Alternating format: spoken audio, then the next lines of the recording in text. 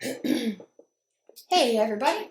So I had a viewer request on training. She wanted to know if I could do a video on training brushes, so obviously we're going to do that. I did have one whole big long brush video about breaking them in, training, rescuing, but that was a lot of information in one video, so I'm going to break it down into more manageable parts. Today we're going to start with just training. Now you will need to know how to break it in first, how to clean it, whatever. But that'll kind of go along with this. Training is part of breaking in. First thing you're going to need, some monomer. You're going to need regular top coat, not gel top coat, just regular air dry top coat. There's a reason for that. It's because we need to be able to get it off the brush when it's done. Now there are other ways to train it just using monomer. This is the way I found that works the best for me. I use the Sinful Colors one from Walmart because it's like $2, works great. You don't need anything crazy. Just basic top coat, because all it has to do is hold the bristles while they dry. So any regular top coat will work. Now, what this is going to do is you can kind of see how these hairs are kind of wild, and this isn't the ideal shape for your brush. You know, you want to get it either into that flat shape that you want or the oval shape, and this will take care of that. Now, if your brush is brand new and still has starch in it, you're going to want to crack it, flick it back and forth to get all that starch out. You can also use a cuticle stick to just kind of flick it out, okay? You want to make sure you get it all out. Then I'm going to show you the finished product at the end too, but after you get all that starch out, and you make sure you get it all out. You don't want any starch in here, because once the starch touches acrylic, it's in there forever, and it will grab acrylic every time you put your brush in there. So you want to make sure you get out as much as you can. Now, you can kind of see what it looks like when it's clean, when there's no starch in there. So the first thing you're going to do is, to make sure there's no remaining starch, you're going to kind of rinse it in monomer and just make sure that the bristles are nice and wet. Make sure it gets all the way down in there. We're going to be doing two so I can show you the different shapes. And just make sure it's fully saturated, okay? I'm kind of rough on my brushes, don't hate me. Now, you're gonna want to like towel dry it to get the majority of the monomer out, but you still want it to be kind of damp, okay? Then we are going to, it's really easy. It's not as hard as people think. And you can just wipe the rest of that out of there. Now, we're gonna take our top coat and just take your brush and just get, a big drop of the top coat and put it right on your brush. You're going to want to do each side, just a drop on either side. Then you're going to take your fingers and you're just going to rub it all the way around and make sure it coats the outside of the brush. Now, you're going to form the bristles and get them into the shape that you want.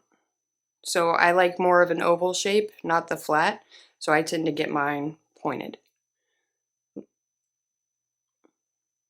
So you can see what I did there. Now, if you're going for more of a flat shape, you're going to do the same thing. You're just going to shape it differently with your fingers. So just put your drop of top coat on either side. Use your fingers and just spread it all over. I learned this trick from Natalie Carmona. So you're just going to form it and shape it with your fingers till you get that perfect shape that you want, and that's going to help it stay together. Then you're going to leave these to sit for 24 hours, okay? So you're going to let them dry. I suggest using like a brush stand or something like that. Lay it flat so that it doesn't lose its shape while it's drying. And now I'm going to show you what to do once it's all the way dry. God, my chair is so loud. So we're going to use acetone to take that off. Now I'm going to show you a before and after here. I did this with my Valentino brushes. So this is what it looks like with the top coat on before we crack it while it's training. This one's done. I did that one yesterday. Now this is what it looked like before I trained it, okay? Really fluffy and just out of shape. Because like I said, I beat my brushes up. So I usually try to, after I use them for a few days, I try to retrain them. Oh wait, we're not using that. So we're going to take our acetone. First we're going to kind of break that up a little bit just to break loose some of that top coat that we let air dry. Then we're gonna dip it in acetone, and we're just gonna wipe that top coat off. And you wanna make sure that there's none left in the bristles. Make sure it's not sticky or anything.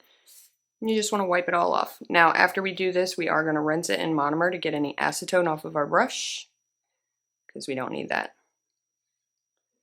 Now, I believe all the acetone is out. Let me go ahead and soak the rest of that out.